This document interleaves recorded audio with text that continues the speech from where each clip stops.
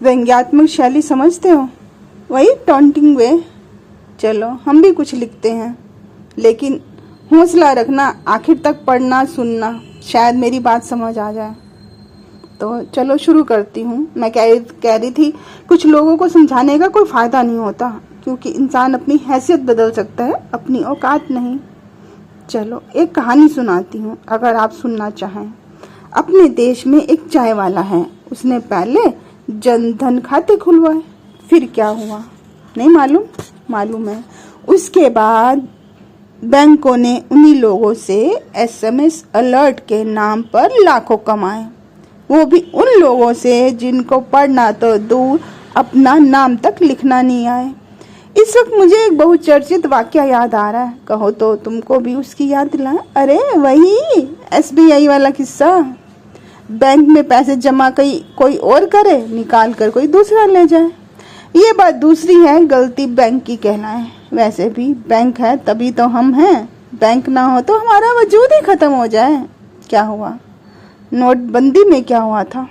Lockdown में क्या हुआ? वो सब कुछ फिर से याद दिलाएं। हमारी ही वजह से बैंक और हम ही लोग बैंक के अंदर जा नहीं पाए।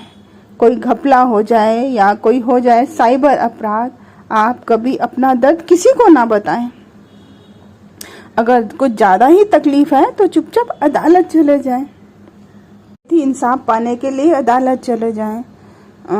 ये बात दूसरी है कि इंसाफ दिलाने वाले का ही चंद रुपए के लिए ईमान बदल जाए। इंसाफ के लिए इतनी जल्दबाजी अच्छी नहीं। इंसाफ का क्या है, इस जन्म ना सही तो अगले जन्म में मिल जाए। आप अपने ही बैंक खाते से एक तय सीमा से ज़्यादा बार ट्रांजैक्शन कर नहीं पाए। अगर करेंगे तो सर्विस टैक्स भी चुकाएं।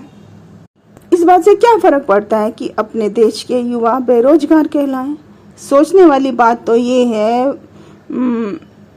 वैसे भी जब तक माँ बाप जिंदा हैं माता पिता का दिया खाएं। बेरोजगार युवक, किस कानून में लिखा है आप मंदिर से पहले बेरोजगारी को दूर करना अपनी प्राथमिकता बनाएं? बैंक को इस्तेमाल करने की चाहत रखते हो तो अपने हक के लिए कभी आवाज ना उठाएं। कहीं ऐसा ना हो सरकार तुमको मोहरा बनाकर अपना स्वार्थ साधाए। मैं कहना सुनना तो बहुत कुछ चाहती हूँ, लेकिन आप क्यों मुझको सुनना चाहें? ये भी तो एक बात है ना। Thanks for listening.